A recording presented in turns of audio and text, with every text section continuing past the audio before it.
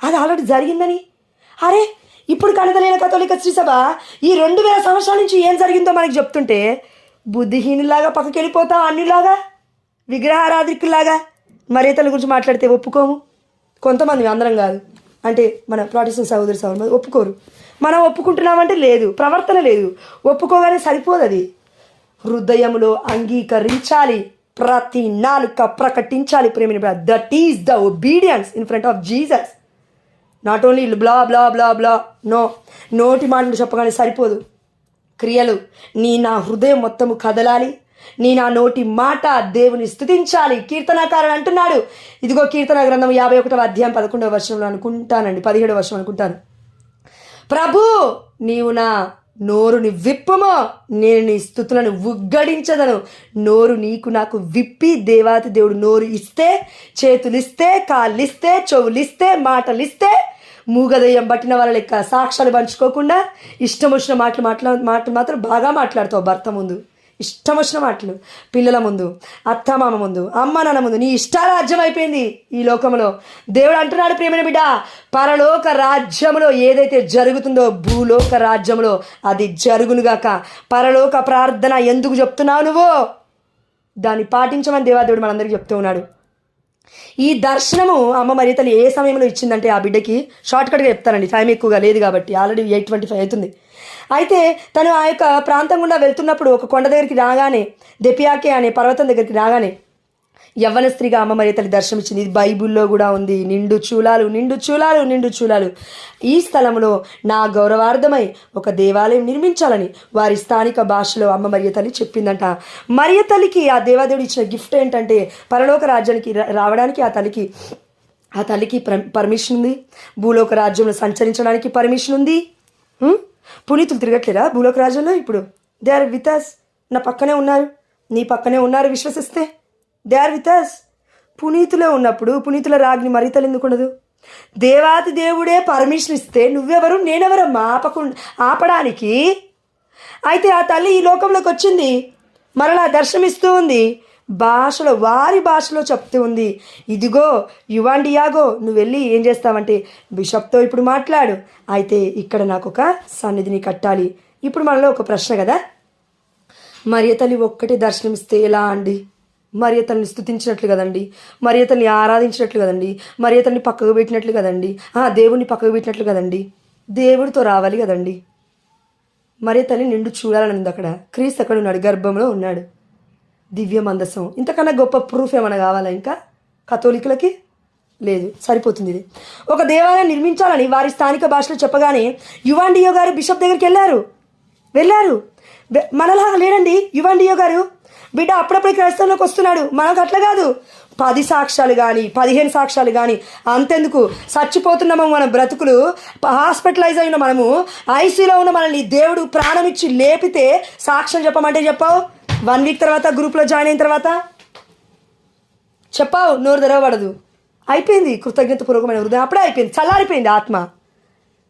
కానీ ఆ బిడ్డ అన్యుడు వెళ్ళాడు బిషప్ దగ్గరికి. ఎంత ధైర్యం అండి ఒక అన్యుడికి బిషప్ దగ్గరికి వెళ్ళడానికి. బిషప్ దగ్గరికి వెళ్ళి, అయ్యా నాకు ఇట్లా దర్శనం వచ్చింది, మరియ తల్లి కనబడింది, ఇలా కట్టమంటున్నారు దేవుడి యొక్క మందిరాన్ని అంటే, నేను నమ్మను, నువ్వు ఏదైనా ఆధారాలు తీసుకొస్తే నేను నమ్ముతా అని చెప్పారంట బిషప్ గారు. అవును కదా, మరి మన కనతలైన కథోలిక శ్రీ సభకి ఆధారాలు కావాలి. 2000 సంవత్సరాల నుంచి ఆధారాలు లేకుండా ఒక్క మాట కూడా, ఒక్క పండుగ కూడా కనతలైన కథోలిక శ్రీ సభ రిలీజ్ చేయదు. Don't be blind, come out from the blindness. ఆధ్యాత్మికమైన అంధత్వం నుండి బయటికి రావాలి మనం. ఒక్క పండుగ కూడా బ్లైండ్గా ప్రకటించదు. ప్రతి దానికి కూడా దెర్ ఈజ్ ఎవిడెన్సెస్, ఆధారాలు ఉన్నాయి, సాక్ష్యాలు ఉన్నాయి మన యొక్క చరిత్రలో. కాబట్టి చెప్పినప్పుడు నమ్మకపోయేసరికి అరే సరే అనేసి మళ్ళీ ఏం చేస్తున్నారు చూడండి. డిసెంబర్ 10వ తేదీ 1531 అతను మరియ తల్లి దర్శనం ఇచ్చిన కొండ దగ్గరికి మరలా వెళ్ళాడు. రెండోసారి వెళ్ళి ఆ తల్లిని చూశాడు. దేవుడికి తెలుసు మరియ తల్లిని చూడడానికి వచ్చాడని. ఆ దేవదేవుడు మరియ తల్లికి ఆజ్ఞాపించాడు, అమ్మా వచ్చాడు నా బిడ్డ, నీ బిడ్డ, వెళ్ళమ్మా అని చెప్పి ఉంటాడు. వచ్చిందా అమ్మ? అయితే అంటూ ఉన్నాడు, అమ్మా నేను చెప్తే ఇలానే ఉన్నాయండి వాక్యాలు, నేను క్లియర్గా రాసుకున్నాను, అక్కడ ఉందే రాసుకున్నాను. అమ్మా నేను చెప్తే ఎవరు నమ్మటం లేదు, ఏదైనా ఒక గుర్తుని చూపించమని బిషప్ గారు అడుగుతున్నారు అనగానే అందుకు మరియ తల్లి, ఇవాళ కాదు రేపు ఉదయం 11వ తేదీ నువ్వు రా అని ఆ తల్లి చెప్పిందంట. చెప్పగానే మన యువాన్ డియాగో గారు ఏం చేశారంటే ఇంటికి వెళ్ళిపోయారు. తన అంకుల్ ఇంట్లో ఉన్నాడు. యూబీ అనగా యువాన్ బెర్నా యువాన్ బెర్నెడ్కు అనే ఒక పేరుంది. అతనికి అనారోగ్య సమస్య వచ్చింది. నెక్స్ట్ డే 11వ తారీఖున మరి తల్లి రమ్మనిందిగా, వెళ్ళలేదు. తనకు అనారోగ్యం ఉందని అంకుల్ దగ్గర కూర్చొని ఉండిపోయాడు. మర్నాడు డిసెంబర్ 12వ తేదీన ఈ యొక్క అంకుల్ గారికి వ్యాధి ఎక్కువైపోయింది. అయిపోయేసరికి సరే ఏం చేయాలి ఇప్పుడు అనేసి ఫాదర్ దగ్గరికి పరిగెడుతున్నాడంట. ఫాదర్ దగ్గరికి వెళ్ళి ప్రార్థన చేయించుకుంటే స్వస్థత అవుతాడేమో నా అంకుల్ అని వెళ్తున్నాడు. మనలో ఎంతమందికి ఉంది విశ్వాసం? ఇక్కడ అన్యుడు కథోలిక శ్రీసభలో ఉన్న గురువు దగ్గరికి ప్రయత్నం చేస్తుంటే పరిగెడుతుంటే నువ్వు నేను పాస్టరమ్మ దగ్గరికి పాస్టరయ్య దగ్గరికి పరిగెడుతున్నావు. దానికి అర్థం ఏంటంటే మనకి జ్ఞానం లేదని అర్థం. మనకి జ్ఞానం లేదని అర్థం. పరిశుద్ధమైన గ్రంథంలో వాక్యం సెలవించట్లేదా? ఎవరైనా రోగగ్రస్తులుంటే మొదటిగా చర్చ్ పెద్దల దగ్గరికి వెళ్ళండి. ఉంది, నేను చూపిస్తాను, వాక్యం తీసిపెట్టలేదు, చెప్తాను తప్పక ఫ్యూచర్లో. అక్కడ ఉన్నది, ఇతను ఫాలో అవుతున్నాడు, ఒక అన్యుడు ఫాలో అవుతున్నాడు. పరిశుద్ధాత్మ ప్రేరణ ద్వారా దేవుడు నడిపిస్తున్నాడు ఈ బిడ్డని.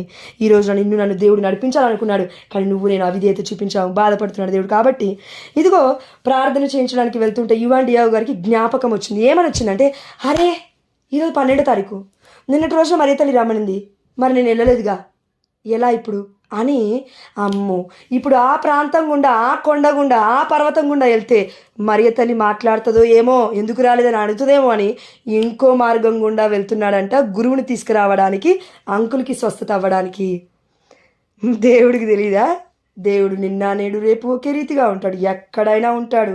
ఆది సర్వాంతర్యామి మన తండ్రి, సర్వశక్తిమంతుడు, ఆల్ఫా అండ్ ఒమేగా, ఎక్కడైనా ఉంటాడు. ఫ్రాక్షన్ ఆఫ్ సెకండ్స్లో నీ దగ్గర ఉంటాడు, నా దగ్గర ఉంటాడు. నువ్వు నేను చచ్చిపోయి మరణించి బ్రతికి సమయంలో మన కళ్ళు బ్లింక్ అయ్యే సమయం కూడా సరిపోదు. పరిశుద్ధాత్మకుడు అంత ఫాస్ట్గా, he is very active and alive అని పరిశుద్ధమైన గ్రంథంలో హెబ్రీలకు రాసిన లేఖ 4వ అధ్యాయం 12వ వచనంలో మనం చదవలేదా?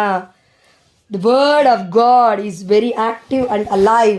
సజీవమైనది, చైతన్యవంతమైనది, ఫాస్ట్గా మూవ్ అవుతుంది, గాలి కంటే స్పీడ్ ఇది పరిశుద్ధాత్మకుడు. కాబట్టి స్వస్థత దేవుడు ఇవ్వలేడా? ఇస్తాడు కదా. అయితే గురువు దగ్గరికి వెళ్తున్న తనకి ఆ మార్గం గుండా కూడా మరియ తల్లి దర్శనమిచ్చి అంటూ ఉందంట, నిన్నటి రోజు నువ్వు ఎందుకు రాలేదు అని. అమ్మా, మా యొక్క అంకుల్కి బాగాలేదు, అప్పుడు యూడి రాలేకపోవడానికి గల కారణాన్ని ఆ తల్లికి చెప్పగా మరియ తల్లి ఈ విధంగా చెప్పింది. ఇది నోట్ చేసుకో, రాసుకో, ఒక దగ్గర రాసుకో. దేవదేవుడు చెప్తున్నా, రాసుకో, మర్చిపోతావు. పరిశుద్ధాత్మ దేవుడు మాట్లాడుతుంటేనే నాకు అర్థం కావట్లేదు, రాసుకోకపోతే మర్చిపోతావు, రాసుకో. మళ్ళా చెప్తున్నాడు దేవదేవుడు, రాసుకో రాసుకో రాసుకో. లేదంటే యూట్యూబ్లో ఈ వాక్యం ఉంటుంది, మళ్ళీ విను. మరియ తల్లి ఈ విధంగా అన్నారంట. ఏమని అన్నారు? నేను ఇక్కడ లేనా, నేను నీ తల్లిని కానా. నేను గట్టిగా చెప్తున్నాను పరిశుద్ధాత్మ దేవుడి వల్ల, కానీ మరియ తల్లి ఎంత ప్రేమగా చెప్పింటారంటారు. ఒక్కసారి ఒక తల్లి దగ్గరికి వచ్చి చూడండి మీరు. నువ్వు నేను మన పిల్లల్ని మొట్టికాయలు కొట్టినట్టు కాదు, చెవులు పిడినట్టు కాదు. ఎక్కువగా మాట్లాడితే ఇది కట్టె తీసుకొని వచ్చి కొడతా, వీపు మీద దబా మోదుతా, కొట్టక అంతగానంగా పిల్లల్ని, జాగ్రత్త. మా అన్నయ్య, పెద్దన్నయ్య జాన్ జోసెఫ్ చచ్చిపోయాడు. మరి ఎందుకు చనిపోయాడు నాకు కూడా తెలియదు, కానీ ఏదో చిన్న రోగం అనేది ఉంది గుండెలో. మా అమ్మ ఎప్పుడు అనేది ఒకటే మాట, నేనే కొట్టి చంపేశానేమో వాడిని. ఎప్పుడు కొడుతూ ఉండేదంట మా అమ్మ. ఎందుకు? చిన్నోడైనా మా అన్నయ్యని ఊరికే ఏదో ఒకటి అనేదంట. కానీ మా అన్న జాన్ జోసెఫ్ అన్న చనిపోయిన పాటలు బాగా పాడతాడు. క్యాలెండర్ దగ్గర పోయి మరియ తల్లి ఫోటోలు పట్టుకొని అరే ఒక చిన్న పాట పాడతాడు, ఏడుస్తాడంట. మా అమ్మ పక్కన పడుకుంటాడంట, ఏడుస్తాడంట. పరిశుద్ధాత్మకుడు విపరీతంగా ఉన్నాడేమో, నాకు తెలియదండి, నేను చూడలేదు కాబట్టి మాట్లాడను. మా అమ్మ చెప్పింది నేను చెప్తున్నాను. కాబట్టి ఈ తల్లి ఇక్కడ చెప్తుంది, నువ్వు ఫాదర్ కోసం పరిగెడుతున్నావు కదా, మీ అంకుల్కి బాగాలేదు కదా, నేను నీకు ముందు రోజే దర్శనం ఇచ్చాను కదా 2 సార్లు, అయితే నేను ఇక్కడ లేనా, నేను నీ తల్లిని కానా. Note it. ప్రతి క్షణం కూడా దేవాదేవుడు మరి తల్లి ద్వారా ఇలా మాట్లాడుతున్నాడు. తల్లి గర్భంలోనే ఉన్నాడు పరిశుద్ధమైన బాలయేసు. ఆమె నిండు చూలాలు గర్భవతిగా ఒక కన్య దర్శనమిస్తూ ఉంది అని చెప్తూ, అంకుల్కి ఇప్పుడు స్వస్థత అయింది, పర్లేదు, నేను నీకు తోడుగా ఉన్నానని మరియ తల్లి చెప్పగానే అతను దెపియాకే కొండ మీద ఉన్న, ఇప్పుడు అమ్మ మరియ తల్లి చెప్పి అయిపోయిన తర్వాత ఒక కొండ ప్రాంతం, ఆ కొండ ప్రాంతం ఉంది కదా, ఇంకో కొండ ప్రాంతం దగ్గరికి వెళ్ళు అని చెప్తుందంట. నేను ఎక్కడైతే మొదటిగా నీకు దర్శనం ఇచ్చానో అక్కడికి నువ్వు వెళ్తే నువ్వు సాక్ష్యం కావాలన్నావుగా, ఒక ఆధారం కావాలన్నావుగా, అక్కడ నీకు దొరుకుతుంది వెళ్ళాను. కానీ వెళ్ళాడంట. వెళితే అక్కడ ఒక వైట్ వస్త్రం మీద కొన్ని పూలు ఉన్నాయి మొత్తం. ఆ వైట్ వస్త్రాన్ని తీసుకొని, ఆ పూలన్నీ తీసుకొని నువ్వు బిషప్ దగ్గరికి వెళ్ళు, దాని తర్వాత అన్ని దేవుడు చూసుకుంటాడని చెప్పినప్పుడు వెళ్ళాడంట యువాన్ డిగో గారు. వెళ్ళి బిషప్ గారి ముందు నిలబడ్డాడంట. ఏంటి మళ్ళీ వచ్చావంటే, బిషప్ గారా తండ్రి గారా మరి మీరు అడిగారు కదా, ఇదిగోండి సాక్ష్యం అని చెప్తుంటే, ఏముంది ఇందులో అని ఇలా తీస్తూ ఉంటే ఆ వస్త్రం కింద పడింది, పూలన్నీ కింద పడ్డాయంట. ఆ వస్త్రం మీద ఆ పూలన్నీ కూడా మరియ తల్లి గౌదలిపే పిక్చర్ చూసారా మీరు అందరూ? గూగుల్లో ఉంటుంది ఫోటో, ఇమేజ్. ఆ ఇమేజ్ రూపంలో మొత్తము కూడా అన్నీ సరిచేయబడ్డాయంట పూలు మొత్తము. ఆమేన్, థ్యాంక్ యూ లార్డ్. సరిచేయబడ్డాయంట పూలు మొత్తం కూడా. అప్పుడు ఈ అద్భుతాన్ని చూసిన మన బిషప్ గారు విచ్చిరపోయి తప్పకుండా దేవాలయాన్ని మనం నిర్మించాలి అని బిడ్డ ముందుకు కదిలాడు. ఇది ఒక గొప్ప అద్భుతం కదా. రెండో విషయం ఏం జరిగిందంటే, ఇదే సందర్భంలో అంకుల్ దగ్గరికి అమ్మ మరియ తల్లి దర్శనం ఇచ్చిందంట. ఏ అంకుల్? ఈ యొక్క యువాన్ డియో గారి యొక్క అంకుల్ ఉన్నాడు కదా ఇంట్లో స్వస్థత లేకుండా, ఆ బిడ్డకి కూడా దర్శనం ఇచ్చినట్లు మళ్ళా అంకుల్ దగ్గరికి వెళ్ళినప్పుడు యువాన్ డియో గారికి అంకుల్ ఇలా చెప్తూ ఉన్నారంట, నాకు మరియ తల్లి దర్శనం ఇచ్చింది, నాకు స్వస్థతని ఇచ్చింది ఆ తల్లే, ఆ తల్లి దర్శనం ద్వారా నాకు కలిగిందని చెప్తున్నారంట.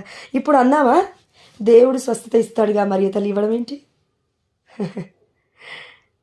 మనము చాలా సరి చేసుకోవాలండి. ప్రతిదీ నేను పాయింట్అవుట్ చేసి చెప్పలేము దేన్ని కూడా. చూడండి, మన జ్ఞానం ఎంత, దేవుడి జ్ఞానం ఎంత. దేవుడు వాక్కు ద్వారా స్వస్థపరుస్తున్నాడండి. ఆ వాక్యం గర్భంలో ఉందండి. అంతెందుకండి, ఇప్పుడు 28 ఉన్నాయి. ఇప్పుడు మీరు వెయిట్ చేస్తారా? 28 సాక్ష్యాలు, 28 స్వస్థతలు చెప్పే వరకు వెయిట్ చేస్తారు. ఎందుకంటే స్వస్థతలు కదా, ఎవరి నోటి ద్వారా వస్తున్నాయని నమ్ముతున్నావు. దేవుడు స్వస్థత పరుస్తున్నాడని నమ్ముతున్నావు. మరి అమ్మ మరియతని నోటి ద్వారా వచ్చింది ఆ దేవాదేవుడి మాటే కదా. ఇప్పుడు అన్నామా మరియతని హైలైట్ చేస్తున్నామని? కాబట్టి దయచేసి గుర్తుపట్టండి, తండ్రి అమ్మ ఒక్కరే, రక్తము ఒక్కటే, ప్రాణం ఒక్కటే. దేవుడి కోసమే పుట్టింది. లిటరల్ చెప్పాలంటే దేవుడి కోసమే దేవుడు పుట్టించుకున్నాడు. దేవుడి పరిచర్య కోసం నిన్ను నన్ను పుట్టించుకోలే. ముత్తుసుందర బ్రదర్ వాక్యం చెప్పలే. మనం వాక్యం విన్నట్టుగా మర్చిపోతున్నామండి. ఒకదానికి ఒకటి తెచ్చుకోవాలి, పరిశుద్ధాత్మ దేవుని అడగాలి, ఏం చెప్పాలి ఏం చెప్పొద్దు. ఇప్పుడు మనం అందరం ఉన్నాము. అమ్మ నేను ఒక ప్రశ్న అడుగుతాను మిమ్మల్ని అందరినీ, చెప్పినా నో ప్రాబ్లం. ఇప్పుడు ఎవరో ఒక ముగ్గురు జాయిన్ అయ్యారు ప్రొటెస్టెంట్స్ వాళ్ళు. నేను క్యాథలిక్ని, వాక్యం నేను చెప్పేది పరిశుద్ధాత్మ దేవుడి ఉచిత ప్రకారం చెప్పాలి. అంత మాత్రాన ప్రొటెస్టెంట్ వాడు ఉన్నాడు కదా, ఆయన ఉన్నాడు కదా, ఈయన ఉన్నాడు కదా, అయ్యో కొంచెం మరియతని తక్కువ చేద్దాం, దేవుని హైలైట్ చేద్దాం, లేదంటే మరియతని ఇంకా కించపడదాం, లేదంటే దేవుడి గురించే మాట్లాడదాం, మరియతల గురించి మొత్తమే పక్కన పెట్టేద్దాం. ఎందుకంటే మధ్యస్థ ప్రార్థన అడిగితే ప్రొటెస్టెంట్ జాయిన్ అయ్యాడు కదా, ఎక్కడ గ్రూప్ నుంచి వెళ్ళిపోతాడు అనే భయం ఉంది చూసావు. పరిశుద్ధాత్మ కాదది. నిన్ను నువ్వు మోసం చేసుకోకు, దేవుని మోసం చేయకు. బీ ట్రూత్ఫుల్, సత్యములో నడువు, సత్యము స్వతంత్రుల్ని చేస్తుంది. ఆ దేవాదేవుడు చెప్తున్నాడు. దర్శన గ్రంథం 21వ అధ్యాయం 27వ వచనం. దేవా తొందరగా. కానీ కలుషితమైనది ఏదియు ఆ నగరమున ప్రవేశింపదు. ఏ నగరమున? దర్శన గ్రంథం రాసింది ఏ నగరం గురించి? పరలోక రాజ్యం గురించి, నూతన యెరూషలేము గురించి, యెరూషలేము నగరం గురించి చెప్తున్నాడు దేవుడు. ఏదియు ఆ నగరమున కలుషితమైనది ప్రవేశించలేదు. మరి మరియ తల్లి ప్రవేశించిందిగా, మరియ తల్లి ఇటు వస్తుందిగా. అంటే ఏంటి మరియ తల్లి అంటే? కలుషితము, మచ్చ, పాపము ఏది కూడా అంటని తల్లి. ఎక్కడికైనా వెళ్ళగలదు, ఎక్కడికైనా రాగలదు. ఆ దేవాతి దేవుడు పంపిస్తాడు అమ్మ మరియ తల్లిని నువ్వు నేను ప్రార్థిస్తే. మనుషుల్ని దేవుళ్ళ మనుషులు వచ్చి మనకి సాయం చేస్తే దేవుడేనయ్యా నువ్వు అన్నంత మాత్రాన దేవుని నువ్వు ఆరాధించి పక్కకు పెట్టేసి ఆ మనిషిని పూజించినట్లు కాదుగా.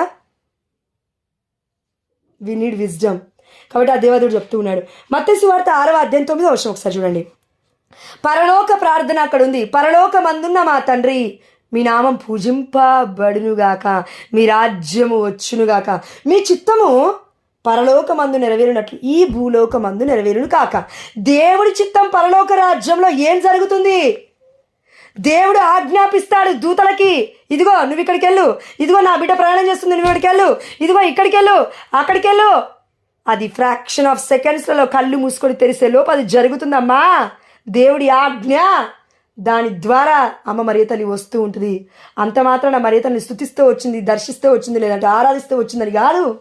దేవుడి బిడ్డ కాబట్టి వచ్చింది. నువ్వు నేను కూడా దేవుడి బిడ్డలమే కదా. అదేవిధంగా మరియ తల్లి గురించి అండర్స్టాండబుల్ అర్థం చేసుకునే విధానంలో అండి మనము ఆ దేవాతి దేవుడి యొక్క జ్ఞానం అడగాలి. అదేవిధంగా ఒకరికి బోధించేటప్పుడు కూడా చాలా జాగ్రత్తగా బోధించాలి, లేకపోతే పరిశుద్ధాత్మ దేవుడు ఉపయోగించుకోడు. ఎందుకంటే ఎక్కడ తప్పులో పడేస్తాను అనే భయం కంటే ఎక్కువగా ఎక్కడ నేను ప్రాటెస్టెంట్స్ మధ్యలో సహోదరుని మధ్యలో నెగిటివ్ అయిపోతానేమో, వాళ్ళని కన్విన్స్ చేయలేనేమో, వాళ్ళని సంతోష పెట్టలేనేమో అనుకుంటే దేవుణ్ణి సంతోషపెట్టి ముందుగా సత్యము మనుషుని సంతోషపెట్టాలంటే ఈరోజు ఉంటారండి 30 మంది, రేపు ఏమవుతారు? నేను చచ్చిపోతే అంటే మామూలుగా చెప్తున్నాను. పరిశుద్ధాత్మ దేవుడు ఆనాడు యేసయ్య చనిపోయినప్పుడు ఏం చేశారు శిష్యులు?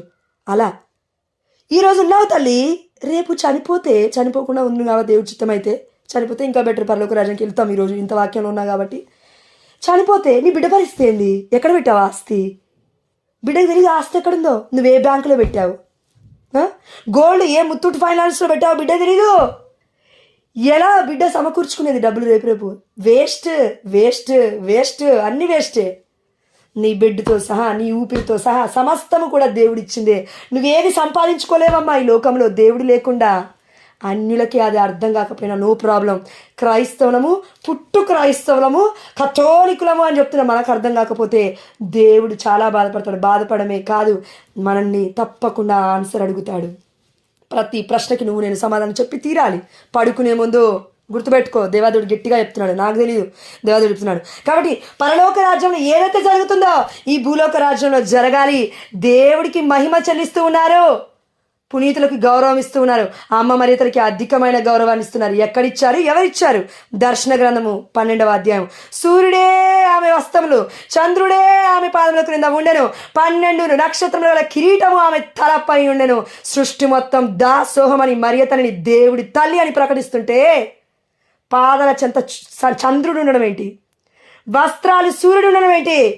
ఈ ప్రపంచాన్ని ఏడుతున్న 2 పెద్ద నక్షత్రాలు మరియ తల్లికి విధేయత చూపించడం ఏంటి? అక్కడ దేవుడి తల్లి అంటే ప్రపంచానికి దేవుడు నిరూపిస్తున్నాడు, అంతే. అది మనం గుర్తుపట్టాలి. కాబట్టి ఆ దేవదేవుడు మనందరికీ చెప్తున్నాడని, సూర్యుడే ఆమె వస్త్రాలు, చంద్రుడే ఆమె పాదములు, అయిపోయింది. అంతెందుకు, మనం సూర్య చంద్రుల్ని ఆపుతామా? ఆనాడు యెహోషువ గారు ఆపారు. నువ్వు ఆపు చూద్దాం, ఆపలేం. దేవుడు చెప్తేనే ఆగాలేవన్నీ. మరి మరియ తల్లిని అలా దేవుడు చూపిస్తున్నాడంటే మరియ తల్లి తర్వాత ఇంకేమైనా దేవుడి పుట్టుకలో మరియ తల్లి కోసం దేవుడి ప్రణాళిక కలిగి ఉన్నాడు. కాబట్టి ఈ పుట్టుక లేకముందే, ఈ యొక్క ప్రపంచం సృష్టించకముందే దేవుడి యొక్క మహిమలో ఆ యొక్క ఆలోచనలో అమ్మ మరియ తల్లి ఉంది. నేను ఆదాము కంటే ముందున్నాను, నేను అబ్రహాము కంటే ముందున్నాను. ఎవరు? యేసు ప్రభువారు. మరి యేసు ప్రభువారికి జన్మనిస్తున్న తల్లి దేవుడి యొక్క ప్రణాళికలో ఉండకుండా ఎలా ఉంటుంది? తల్లి ఉండదు అట్లా. ఇది సత్యము, ఇదే నిజం. నువ్వు వద్దన్నా కాదన్నా పరిశుద్ధాత్మ దేవుడు సత్యమే మాట్లాడాడు. We know it. కాబట్టి తండ్రి, కుమార, పరిశుద్ధాత్మదేవ, ఈరోజు వాక్య పరిచయని బట్టి మీకే సమస్త ఘనత, మహిమ, ప్రభావములు చెల్లిస్తున్న తండ్రి. అయ్యా, నేనిక్కడ లేనా? నేను నీ తల్లిని కానా అని అంటున్నా. మా అమ్మ మరియ తల్లి మధ్యస్థ ప్రార్థన మేమందరం అడుగుతూ, మేమందరము నిన్ను విడిచిపెట్టేవారు అంతము కాకుండా నా తండ్రి, మా అమ్మ మరియ తల్లి ఏం చెప్తుందో, అసలు తల్లి ఏం చెప్తుందో కూడా మనకు అర్థం కావట్లేదండి. లిటరలీ తల్లి ఏం చెప్తుంది? ఆయన చెప్పినట్లు చేయండి, ఆయన చెప్పినట్లు చేయండి, ఆయన చెప్పినట్టు కొట్టుకుంటుంది తల్లి తల. ఆయన ఏం చెప్పాడమ్మా ఈరోజు? ఆత్మనికి ఏం చెప్పిందమ్మా? ప్రార్థన చేయి, చేయలే. వాక్యం చదవలే. ఇది చేయి, అది చేయలే. దేవుడికి విధేయత చూపించు, చేయలే. పరిశుద్ధాత్మ దేవుడు చెప్తాడు. అదేవిధంగా మనకి ఆ చెవులు మొత్తము రాటు తేలిపోయి చెవులు మొత్తం మూసుకొని పోయి ఉంటే కొన్ని రూపాల ద్వారా దేవాదేవుడు మాట్లాడతాడు. ఏ రూపం ద్వారా? మరియ తల్లి ఫోటోల ద్వారా, Jesus, sacred heart of Jesus photo ద్వారా, స్లీవ క్రాస్ ద్వారా, పరిశుద్ధమైన స్లీవ ద్వారా. ఇంట్లో అన్ని ఇమేజెస్ ఉన్నాయి. దేవాతి దేవుడు నిన్ను పిలవలేదా? ఆ ఇమేజెస్ నుంచి కళ్ళు చూడొక్కసారి. పిలవలే దేవుడు నిన్ను? నన్ను అబద్ధం ఆడకు. అందుకు మన కళ్ళ ముందు సాక్ష్యాలను, ఆధారాలను కన్నతనైన కథోలిక శ్రీ పెట్టింది. మర్చిపోతారు ఈ జనాలు. 2000 సంవత్సరాలు అంటే మామూలు విషయం కాదు. అంతెందుకు, ఈరోజు సాయం చేసిన వాళ్ళనే ఈరోజు వత్తాసు పలుకుతాం, రేపు సాయం చేయకుండా రేపు ఎదురు తిరిగా అనుకో, ఆమె వేస్ట్ది, ఆయన వేస్టోడు. చెప్పిందిలే, మస్తు చెప్పింది, మస్తు మంది చూసాం, అందరు చెప్తారు పరిశుద్ధాత్మ దేవుడు ఉంటే. ఇలాంటి మాటలు మనది ఉంటాయి. నువ్వు అన్నావు వాడు దేవుడు అంటున్నాడు. దేవుడు అన్నిటినీ చూస్తున్నాడు. కాబట్టి జాగ్రత్త. అవును తండ్రి. అమ్మ, ఒక్కసారి కొంచెం చెవులని పరిశుద్ధాత్మ దేవుడు మనకి అందరికీ దర్శించున్నాడు కాబట్టి కొంచెం స్పష్టంగా వినడానికి ప్రయత్నం చేయండి. ఈ వాక్య పరిచయని బట్టి ఆ దేవాదేవుడికి సమస్త ఘనత మహిమ ప్రభావం చెల్లిస్తూ మీరు రిప్లై ఇవ్వకపోయినా పర్లేదు, కొంచెం స్పీడ్గా వెళ్తాను. మనందరికీ కూడా ఆ దేవాదేవుడి ఒక కృప చొప్పున అమ్మ మరియ తల్లి గౌదలు పండుగ శుభాకాంక్షలు తెలియజేస్తూ మన ప్రతి కష్ట సమయంలో ప్రతి ఏ సమయంలో అయినా ఆ దేవాదేవుని మనం స్తుతిస్తూ ఆరాధిస్తూ ఉంటాము. అదేవిధంగా నేను ఇక్కడ లేనా, నేను నీ తల్లిని కానా అనే విషయాన్ని కూడా ఆ దేవాదేవుడు మనల్ని అందరినీ గుర్తుపెట్టుకోమని చెప్తూ ఉన్నాడు. ఆ దేవుడికి మహిమ చెల్లిస్తూ ఇంత గొప్ప తల్లిని మనకిచ్చినందుకు ఆ దేవుడికి కృతజ్ఞత చెల్లిస్తూ మేము అడిగినవన్నీ పొందుకున్నామని విశ్వసిస్తూ, నాయన బిడ్డలు ఎంతమంది జాయిన్ అయ్యారో అంతమంది సాక్ష్యాలు చెప్పుకోవడానికి ఈ సమయం సరిపోవట్లేదు కాబట్టి పర్సనల్గా వాయిస్ మెసేజ్ చేసే జ్ఞానంతో మమ్మల్ని అందరినీ నింపి కాచి కాపాడుతామని, ఈ నైట్ మొత్తం కూడా నీ చిత్తమైతే చచ్చిపోతే పరలోక రాజ్యం చేర్చుకోమని, అయా నీ చిత్తానుసారంగా మేము జీవించే కృపను దాయిచ్చమని నాతో సహా నీ బిడ్డలందరికీ కూడా వాక్యాన్ని అర్థవంతంగా వివరించినందుకు నీకు వేలాది వందనాలు చెల్లిస్తూ, మా గుండెలో రైలు పరిగెట్టించినందుకు, నాయన పరిశుద్ధాత్మను ప్రేరేపించినందుకు, అగ్ని ప్రవహించినందుకు నీకు వేలాది వందనాలు చెల్లిస్తూ అడిగి బ్రతిమాలు కొనుచున్నాము మా ప్రియ పరలోకపు తండ్రి. ఆమేన్.